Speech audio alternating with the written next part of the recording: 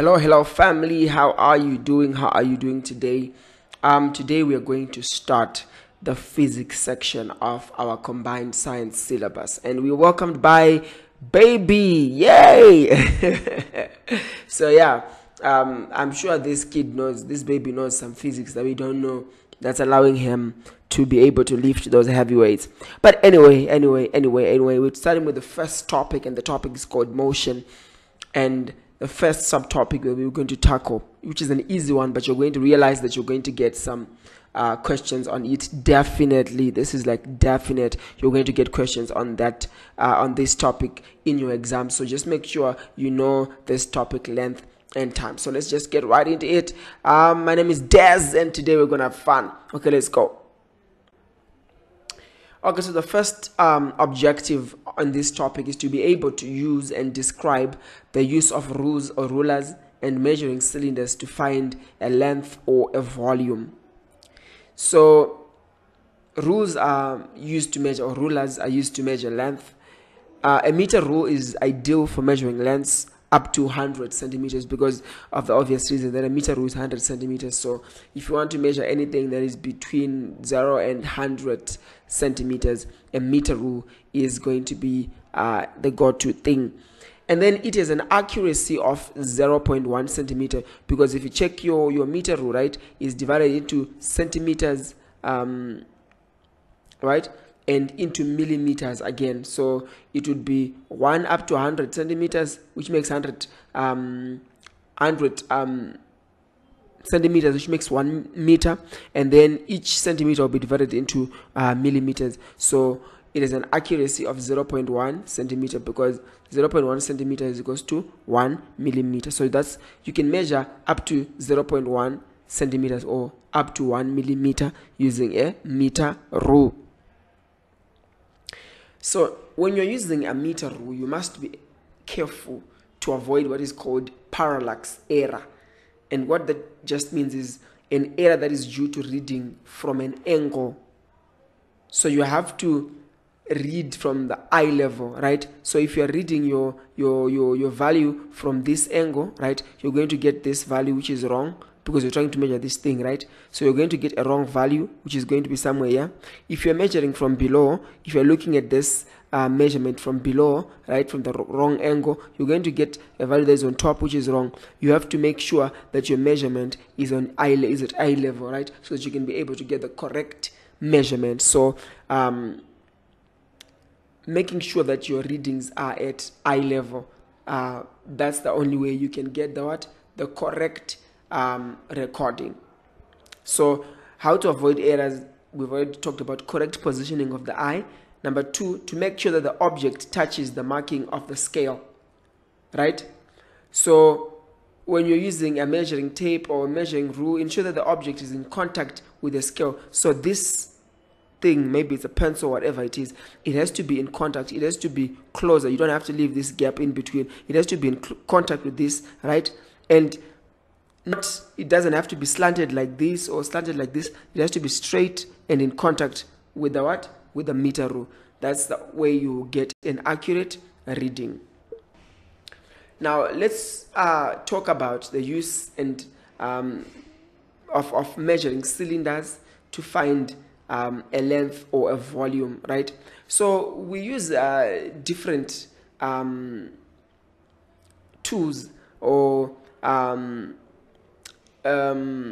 different apparatus in the laboratory, right, to be able to measure volume. So we have a measuring cylinder or a graduated cylinder. We can use a syringe, right, if you're trying to take some maybe to put some to get an injection, right, you're probably going to take in a certain amount of the medication, right?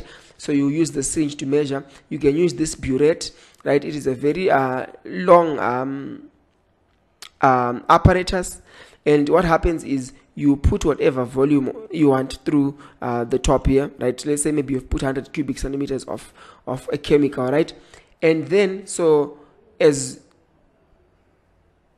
is a tap which you open, and then to pour, and then the reading here, the difference here, will show you how much you have poured into whatever chemical or whatever other container you were using here. Then this is what is called a pipette. A pipette is used to deliver a specific volume of liquid or of a chemical, right? So this thing, right, if you squeeze it, it will be able to suck in a certain volume of maybe 25 cubic centimeters of a chemical, right? And then when you then put it into another container, you just know it is 25 cubic centimeters. Same with a volumetric flask. It has a just one mark, where if you put in a certain volume, you know maybe it's 50 cubic centimeters, and that's just it. It doesn't have any other marks, so you just know it's for a specified volume that you have put inside. Again, when we are measuring using a measuring cylinder here, just like we talked about how to measure with a rule, we need to make sure that we are measuring at eye level, and it has to be below the meniscus. So this dip right here is what is calling what? The meniscus. So it has to be below this dip. That's the correct measurement. So, and it has to be at eye level, right? Not from the top, not from the bottom, and at eye level, right? So that's what we are talking about.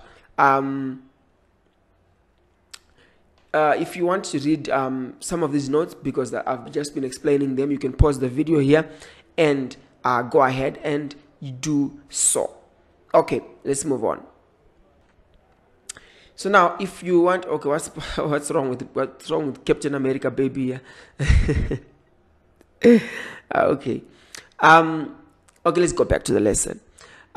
So we have, if you want to measure the volume of this stone, what you do is you first put a certain amount of liquid in your measuring cylinder, or a graduated cylinder. It's called a graduated cylinder because it is graduated, right? It has these markings that shows the amount of volume, or just a measuring cylinder. So you put a certain amount of your what? Of your liquid, of water, for example, into the graduated cylinder. Once you do that, and then you put the stone next. So after you put the stone, you then measure the difference. So when you put the stone, before you put the stone, the volume is this, right? After you put the stone, the volume is now here. So which means that the volume of the stone is the difference between the volume here and the volume here. So if you can calculate the difference here, that will be what? Your volume. So I want you to go ahead and calculate the difference, and then put it in the comments, and I will see if you got the answer correct, right? Put it in the comments or text me the answer, and then I'll see if you got it correct. But I'm sure this is very easy, and I'm sure you can do it. We want to talk about the use and describe the use of clocks and devices, both analog and digital, for measuring an interval of time. So back then we used to always just use these analog clocks that has these hands, right? But now we are mostly using these ones, right? Why are we using these digital ones? Because this one, there's a risk of parallax error, right? Where you don't get the correct measurement because you're looking maybe from a wrong angle and things like that. That's parallax error. You are not be able to just align things perfectly, so you can get parallax error using this. So these are what we commonly use today. These are digital watch or digital clocks. So, but however, it will not be completely accurate, right? Because if you are trying to measure, let's say, the time that you take to run from one point to the next, the time interval, your reaction time to press the button, right, is also a variable that results in what? In error. Sometimes you might be too quick to press before you reach the line, or you might be slow to press maybe after reaching the line, right? So that can lead to our results which are not 100% accurate, but which is at least better, right? So yeah, that's that. And then we can also use these clocks to measure what we call the period, a period of pendulum, right? A period of pendulum. So let's assume that this is a rope, right? A string, and it's tied somewhere, maybe on a ceiling. And this is a bob, a small metal sphere, right? if you pull it backwards like this and then you release it, what is going to happen is what? This thing is going to swing like this, right? It's going to be swinging like this, like this, like this, like this, right? So what we call a period, it is the time taken, right, by the pendulum, this bob or this pendulum, to move from here to this point and back. That's what we are calling a what? A period, right? This swing from here back. So if you are trying to measure the period of pendulum, for you to get an accurate measurement, what you would need to do is to take multiple measurements and then you calculate the average. It reduces the error, right? So for example, if you, let's say you just do one, you want to measure how long it takes to go there, to get here and back, and then maybe you fail to stop in time, right? You're going to get a very wrong to fail to stop the stopwatch in time, right? You're going to get a very wrong and inaccurate reading, right? But what you will do is you allow the pendulum to swing maybe 5 times, right? 1, 2, 3. Sorry, it's 1. Back, that's 1. Forwards and back, that's 2. Forwards and back, that's 3. Forwards and back, that's 4. Forwards and back, that's 5, right? If it does that 5 times and then you stop the stopwatch, right? It means you're only stopping once for all the 5 readings, right? And then when you get the time for the 5 readings, you just divide that time by 5, and then you get the time taken for each period. So that's what you do. So even if you're asked to measure maybe time or distance, what you just do is you take multiple readings, right? You take multiple readings and then you just calculate the average, right? So if you're asked to measure maybe the distance that is covered by maybe a toy car, right? You know those toy cars where you have to pull a string and then allow them to move, right? So the first time you pull the string, you allow it to move, you measure the distance that it has moved, you do it maybe 4 or 5 times, and then you get the average. It will give you a more accurate result. I hope you are getting this.